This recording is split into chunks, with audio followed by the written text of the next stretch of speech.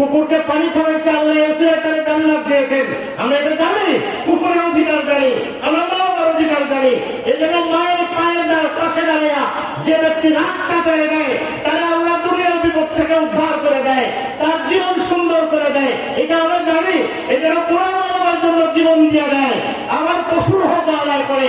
কিন্তু যারা মহাকাশে গিয়ে নাস্তা করে, এরা কুত্তার হত্যা আদায় করে, মানবার হক আদায় করার তাদের সুযোগই নেই। এটা ভালো করে জি করলে হবে না, ভালো করে বুঝতে হবে। এই জিনিস মানুষ বুঝে না। এখন কেন বুঝে না জানেন?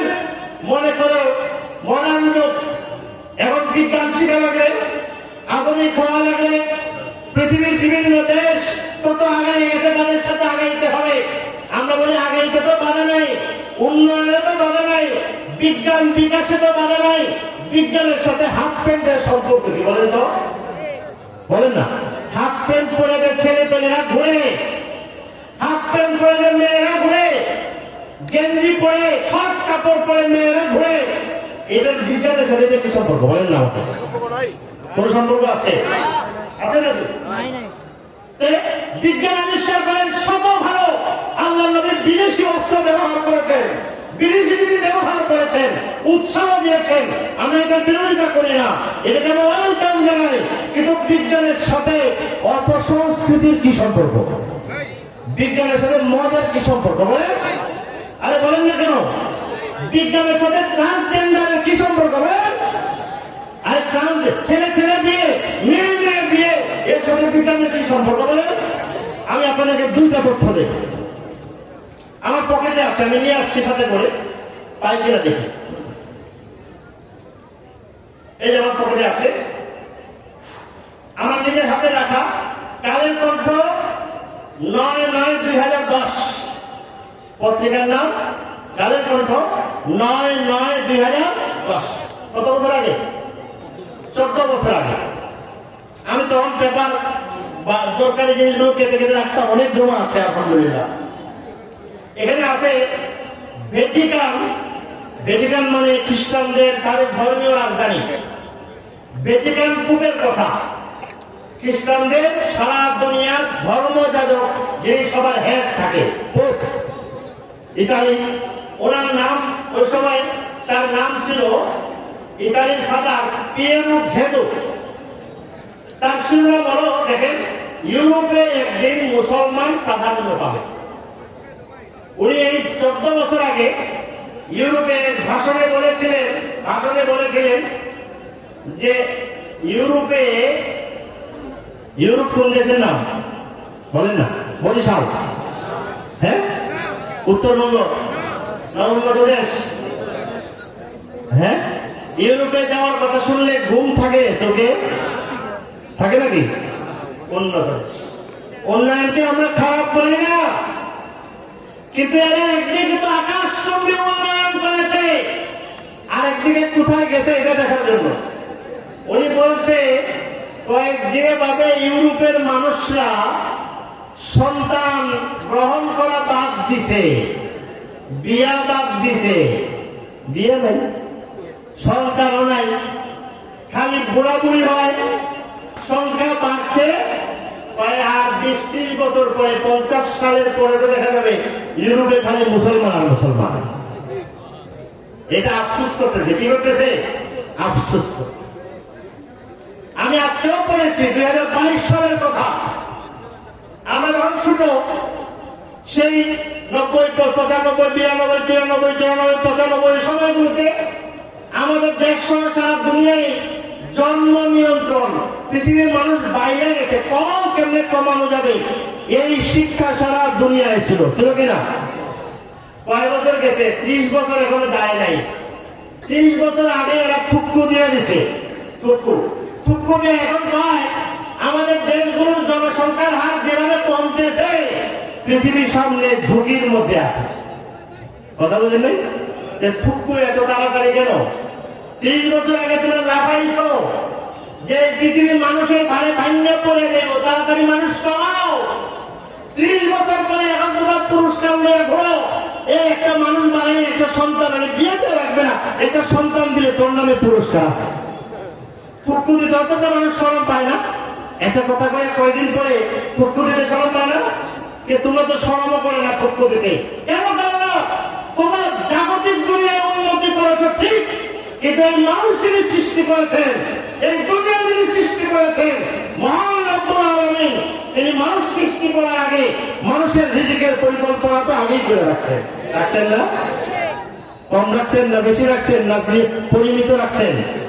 আল্লাহ কি বলছেন? ওমা ওয়াইম মিন শাইইন ইল্লা ইনদানা খাযাইনুহু ওমা নুনাজ্জিলুহু ইল্লা বিকাদারিন মালুম। এ মাশাআল্লাহ, তুমি মনে করো আমার এখানে শর্ট আছে, মাঠের শর্ট, খাওয়ানোর শর্ট। আমার কাছে যত সম্পদ দেখো, সব সম্পদের গুণাগুণ আমার কাছে আছে, অফুরন্ত ভান্ডার আছে। আমি যখন যা দরকার, যেভাবে দরকার, যেই পরিমাণে দরকার, ওই পরিমাণে আমি তার দুনিয়াতে পাঠাই। কথা বুঝতে পারছেন? আমার আল্লাহ এটা বলে রাখছেন। এই জন্য কয়েকদিন পরে তারা থুক্কু নিয়ে আসে। মুসলমান বলে আমার আল্লাহ তো ঠিক করে রাখছেন, আল্লাহর বিধান অনুযায়ী যদি আমার ফ্যামিলি লাইফ, পারিবারিক জীবন, সামাজিক জীবন, দুনিয়ার জীবন চলে, আমি রিজিকের অভাবে মরব। বলেন মরব? রিজিক কোথায় থাকে? আল্লাহ বলেছেন ওয়ামুর আলাকা বিসসালাত ওয়াসতাবির আলাইহা লা নাসআলুকা রিজকা নাহনু নারযুকুক। তোমার পরিবারের সন্তানরে নামাজের কথা বলো, নামাজ শিখাও, তুমি নামাজ পড়ো, তোমার কাছে আমি রিজিক চাই না, আমি তোমার রিজিকও আমি ব্যবস্থা করে দেব। আল্লাহ বলেছেন। দেখেন ইসলাম এই জন্য মানুষের দুইটা নিয়ম শিখাইছে। কয়টা? একটা হলো আল্লাহর হক আর একটা বন্দার হক। খুব সহজ ভাষায় বললে বলা যায়, আমরা যে দুনিয়ায় আছি আমার দুই কাজ। একটা হলো আখিরাত কামাই করা, আর একটা হলো দুনিয়ায় চলা। আমার খাওয়া, আমার ভোগ, আমার পরিবার, আমার ব্যবসা বাণিজ্য, আমার চালচলন, এগুলো হলো আমার দুনিয়ার কাজ। কিন্তু আল্লাহ বড় মেহেরবান, আল্লাহ শুধু আখিরাত শিখায় ক্ষান্ত হন নাই, আল্লাহ আমাদেরকে দুনিয়ার জীবনের সব নিয়ম শিখাই দিয়েছে। দুনিয়ার সামাজিক জীবন, সামাজিক জীবন, পারিবারিক জীবন, আমার সন্তানের সাথে আমার কি সম্পর্ক, আমার ভাইয়ের সাথে আমার কি করণীয়, আমার পরিবারের সাথে আমার কি হক, আমার প্রতিবেশীর সাথে আমার কি হক, রাষ্ট্রের সাথে আমার কি হক আছে, কি পাওনা আছে, আমার কাস্টমারের সাথে কি পাওনা আছে, আমার মালিকের সাথে কি পাওনা আছে, শ্রমিকের সাথে কি পাওনা আছে, সব বিধান আল্লাহ তাআলা আমাদেরকে শিখায়া এটা ইসলাম বানায়া পাঠাইছে। আমরা মজার ইসলাম পালন করতে চাই, সেটা হলো বাস আমি মুসলমান, নামাজ রোজা করি, এটাই শেষ। কিন্তু আমি ইসলামের যে শান্তি, এটা পাওয়ার জন্য অর্ধেক ইসলাম পারলে হবে না, পুরা ইসলাম মানা লাগবে। পুরা ইসলামের অর্ধেক হলো আল্লাহর হক আদায় করা, বাকি অর্ধেক হলো বান্দার এবং মানুষের হক। বান্দার হকে মানুষ কি কি পায় একটা উদাহরণ দেয়। দেখেন, মা বাবার হক আছে, সন্তানের হক আছে, ভাই বোনের হক আছে, আত্মীয়র হক আছে, সারা দুনিয়া বড় হক। এর মধ্যে এখানে যেহেতু নতুন ব্রিজ বাজার আছে, কাস্টমারের একটা হক আছে। আছে না কাস্টমার? এক ব্যবসায়ী ইন্তেকাল হয়েছে, আল্লাহর দরবারে গেছে, তিরমিজি শরীফের রওয়ায়াত, নবীজি বলেন আল্লাহর কাছে গেছে ধনী মানুষ, তার বিচারের বিষয় আসছে, ফেরেশতারা তাকায় দেখে তার কোনো সওয়াব পাওয়া যাইতেছে না। কি পাওয়া যাচ্ছে না? সওয়াব না পাওয়া গেলে জান্নাতে যেতে হবে, পেরেশান। এখন সে আস্তে করে বলে আমার তো কিছু নাই আল্লাহ, একটা আছে, আমি ব্যবসা করতাম, আমার কর্মচারীরা কয়ে রাখছি, যদি কোন গরিব কষ্টের পেরেশান মানুষ আছে তারে একটু ছাড় দিও, তার সাথে ভালো ব্যবহার করো। ধনী মানুষ আছে তারে দরকার হলে সুযোগ দিও, গরিব মানুষ কষ্টের মানুষের ছাড় দিও। একটা কাজ আমি করছি, একটা কাজ। আল্লাহ কি বলেন জানেন? আল্লাহ বলেন নাহনু আহাক্কু বিহি, এ তো আমার কাজ নিয়ে নিচ্ছে, এটা আমার কাজ। বলেন এটা আমার কাজ, যাও ওরা এই কারণেই তারা মাফ করে দাও। বলেন ব্যবসাটা শুধু আখিরাতের কাজ, ব্যবসাটা আখিরাতের কাজ না দুনিয়ার কাজ? স্বাভাবিকভাবে দুনিয়ার কাজ আমার পেট ভরার জন্য। কিন্তু এটা যদি আমি আল্লাহর জন্য আল্লাহর মতো করি, এটাও আখিরাতের কাজ হয়ে যায়। আল্লাহ তাআলা মানুষকে আমাদেরকে ইসলাম যেটা দিয়েছেন, আল্লাহর হক যেমন শিখাইছে, দুনিয়ার জীবনে খুব সহজ ভাষায় বোঝেন। আমার লাইফস্টাইল, আমার জীবন কিভাবে হবে, এই নিয়ম এই বিধান কে শিখাইছে? আল্লাহ শিখাইছে। খালি শিখাইছেন নাকি? আল্লাহ নবী কি বলছেন জানেন? আল্লাহ নবী বলেন, এই ভালো মানুষকে আমি যদি ভালো মানুষকে অমুক ভালো মানুষ, অমুক ভালো ভালো আজকে এই সবকটা বাড়িতে নিয়ে যাব। আল্লাহ সবচেয়ে ভালো মানুষ হচ্ছে যে তার পরিবারের কাছে বেশি ভালো। বুঝে আসছে? এখন মহিলা আসলে খুব খুশি হবো, আজকে আসলে ধরবো যে তুমি ভালো মানুষ হইতে পারবে না আমার কাছে। এটাও দুই দিক দিয়ে ভালো মানুষ, দুই দিক দিয়ে ভালো লাগবে, ঠিক না? কিন্তু তারও এই পক্ষ এরপরে আমি আমার পরিবারের কাছে সবচেয়ে ভালো। কথা বুঝতে পারছেন? এই জন্য ইসলামের একটা বড় পুরস্কার হলো আমাদের জন্য। ইসলাম যেমন আমাদেরকে আল্লাহর হক শিখাইছে, দুনিয়ার জীবনের নিয়ম শিখাইছে। আমরা মনে করছি ইউরোপ আমেরিকাতে পশ্চিমারা বুঝি যেমন আমাদেরকে বিজ্ঞান শিখায়, আধুনিকতা শিখায়, এরা বুঝি আমাদের দুনিয়ার জীবনও শিখাইছে। এটা ভুল কথা। এটা কি কথা? মুসলমান পশ্চিমা ইউরোপ আধুনিক যুগ থেকে সুযোগ সুবিধা নিতে পারে, জীবন নিতে পারেন না, ওদের কাছে জীবন নাই। এই জন্য আমি পকেট থেকে খুলে দেখাইছি, খুব আফসোস করে বলতে, তোমরা ধর্ম পালন করো না, তোমাদের মধ্যে পরিবার নাই, পরিবার জীবন নাই, লাইফ নাই, সন্তান নাই, অন্ধকার, আকাশে গেলে লাভ হবে কি? তোমার তো ওয়ারেস নাই, সন্তান নাই। এরা যখন দেখছে জীবন সব শেষ হয়ে গেছে, তখন তাদের মাথায় শয়তানি বুদ্ধি চাপছে। কি বুদ্ধি? শয়তানি বুদ্ধি হলো আমরা যেভাবে ধ্বংস হয়েছি, মুসলমানদের ওইভাবে ধ্বংস করে দেব। বুঝেন না কথাটা? ইউরোপ আমেরিকার উন্নত দেশগুলো কিভাবে ধ্বংস হয়েছে? তারা তাদের লাইফকে আল্লাহ দেওয়া লাইফ গ্রহণ করে নাই, লাইফস্টাইল গ্রহণ করে নাই।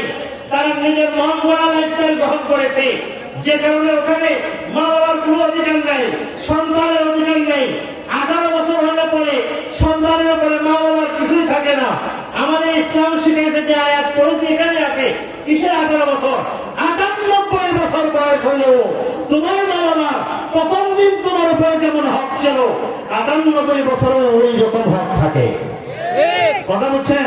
এখন খালি 18 বছর 18 বছর হলে আর কিছু থাকে না। ইউরোপে আমেরিকার মতো 18 বছর হলে মা বাবার কিচ্ছু করার থাকে না। এটার নাম মানুষের জীবন না, এটার নাম পশুর জীবন। এরকম 18 বছর লাগেও বাচ্চা যখন 3 বছর বয়সে স্কুলে যায়, শিক্ষকরা শিখাই দেয় মা বাবা তোমারে মারতে পারবে না, মারলে 999 ফোন দিয়া কয়ে দেবা, দেখবা তোমার বাপের 12টা বাজে। এটা মানুষের জীবন? হ্যাঁ, মানুষের জীবন নাকি এটা? এটা মানুষের জীবন না। আল্লাহ নবী শিখেছেন, মুরু সালাতাকুম মুরু সিবিয়ানাকুম বিসসালাতি ইযা বালাগু সাবা। 7 বছরের সন্তানকে নামাজে যেতে বলো, 10 বছর না গেলে প্রয়োজনে পেট লাগলে, শাসন লাগলে, নিয়মতান্ত্রিক শাসন, পরিমিত শাসন করো। এই দরকারি শাসন, পরিমিত নিয়মতান্ত্রিক, যেখানে আঘাত হবে, দাগ পড়বে, কষ্ট হবে, ওঠে না। নিয়মতান্ত্রিক শাসন তো ইসলামেও শিখাইছে। কিন্তু এই পশুত্ববাদ, যার মধ্যে মানুষের জীবন নাই, যারা নিজেদের জীবন শেষ করে দিতে, দুনিয়া শেষ করে দিতে, ফ্যামিলি লাইফ শেষ করে দিতে, এরা শিখায় মা বাবার সন্তানের উপরে কুক টুকা দেওয়ার অধিকার নাই। এটা ইসলাম মানুষের জীবন না, এটা পশুর জীবন। 3 নম্বর, ওরা চাইছে আমরা যখন সন্তান নাই, বিয়া নাই, পরিবার নাই, মানুষ কন্যা যেতেছে, মুসলমানদের দেশে ওইটা করা দরকার রে, চলো বাংলাদেশের সরকারের টিপ দিয়ে দাও, আর ওই দেশে ট্রান্সজেন্ডার প্রতিষ্ঠা করে দাও, তাইলে ওই দেশেও ছেলে ছেলে বিয়া, মেয়ে মেয়ে বিয়া, বলেন নাউজুবিল্লাহ, বলেন নাউজুবিল্লাহ। বিয়ে চালু হয়ে যাবে, তখন আর বিয়ে হবে না, পরিবার থাকবে না, সন্তান থাকবে না, মানুষ তন্ত্র থাকবে, আমরাও মরছি এরাও মরবে সবের সাথে, তো মুসলমানদের আর জয় থাকবে না। কথা বলছেন, বুদ্ধি বুঝছেন? এটা মানুষ বুঝতে চায় না। ভারতে মুসলিমরা এই মুসলমানদের সন্তান গ্রহণে ভয় করে। এই পূর্ব এখানে বলেছে মুসলমানরা অধিক সন্তান গ্রহণ করে, তোমরা নাই সন্তান নাই বিয়ে নেই, শেষ তো তোমরা তাড়াতাড়ি করে। এরা বুদ্ধি করে মুসলমান দেশগুলোতেও ওই বিষ ছড়ায় দিয়া মুসলমানের ইমান আমল দিন তো শেষ করবে, দুনিয়াটাও বরবাদ করে দেবে। কথা বুঝতে পারছেন? এই জন্য ওদের এই অপসংস্কৃতি, ট্রান্সজেন্ডারের মতো এরকম অপকর্মগুলো যদি মুসলমান দেশে আসে, মানুষের জীবন থাকবে? থাকবে নাকি? মা বাবা থাকবে, সন্তান থাকবে, অধিকার থাকবে? কিছুই থাকবে না। এই জন্য আমরা কি এরকম কিছু হইতে দেবো কখনো? আপনারা হইতে দেবেন? কে কে দেবেন না? হাত দেখান তো দেখি। আলহামদুলিল্লাহ, আপনারা। আরেকটা কথা, শেষ কথা বলি, এটা এই একটা অপকর্ম, ট্রান্সজেন্ডার নামে যে অপকর্মের কথা আসছিল, যে সরকার অতীতে চলে গেছে, আমার মনে বলে আর কি অনেক অপকর্ম তো হয়েছে।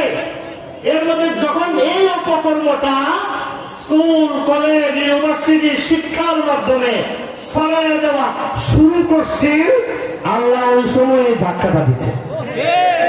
কথা বলছেন? অনেক অপকর্ম হয়, কিছু অপকর্ম আল্লাহ সহ্য করেন না। 90% মুসলমানের কাছে এমন অপকর্ম, এমন অপজীবন যেটা পৃথিবী সহ্য করে না, আসমান জমিন সহ্য করে না, মানুষের জীবনের ধারা নষ্ট করে দেয়। এমন অপকর্মে হাত দিতে আল্লাহ আসমানি গলা ধাক্কা উঠছে, আছে কিনা? সামনে যদি কেউ এতে চেষ্টা করে, এখন যারা আছে তারা যদি চেষ্টা করে, মনে করাইয়া দিবেন। পারবেন না মনে করাইয়া দিতে? মনে করাইয়া দিবেন, মানুষ মনে করাইয়া দিবে। এমন অপকর্ম মুসলমানও মানবে না, আমরাও মানব না, এমন অপকর্ম পৃথিবীও মানবে না, আল্লাহও মানবেন না।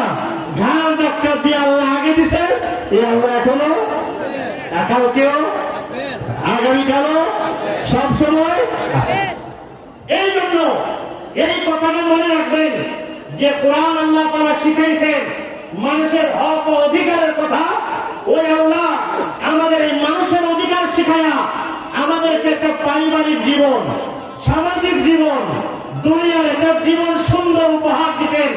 আফসোসের কথা, তাফসীর হয় 7 দিনে, সারা বছর ওয়াজ শুনি, আমরা এখনো অধিকাংশ মানুষ নিজের জীবনের জীবনধারা, লাইফস্টাইল, আমার খাওয়া কিভাবে, আমার চলা কিভাবে, আমার উঠা কিভাবে, আমার বসা কিভাবে, ওয়াজ শুনলে বড়, ওয়াজ শিখতে শিখতে বড় আমি অনেক জ্ঞানী হয়ে গেছি। আমি এখন কত আসমান জমিনের উপরে নিজের সব কথা জানি, ডান হাত দিয়ে যে খাইতে হয় এটাই জানি না। এটার নাম জীবন না। মনে রাখবেন, ইমাম বুখারীর নাম তো সবাই চিনে, যে ইমাম বুখারী সহিহ বুখারী শরীফ লিখছেন। বুখারী শরীফ আমরা বলি, জানেন ইমাম বুখারী বুখারী শরীফ লিখছেন, এটা অনেক বড় কিতাব, এটা ভালো। কিন্তু ইমাম বুখারী আরো 2টা ভালো ভালো কিতাব আছে। এর মধ্যে একটা কিতাবের নাম হলো আল আদাবুল মুফরাদ, যেখানে ইমাম বুখারী মানুষের লাইফস্টাইল নিয়ে কিতাব লিখছেন। কি বলেন?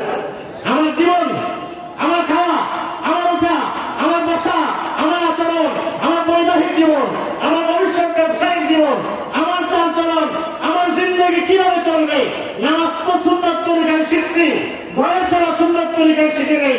নামাজ পড়ে হয়তো আমি জান্নাত যাওয়ার আশা করছি, কিন্তু ঘরে আমার এমন আচরণ হয়ে গেছে যে আচরণের কারণে আমার জাহান্নাম নাযিল হয়ে গেছে।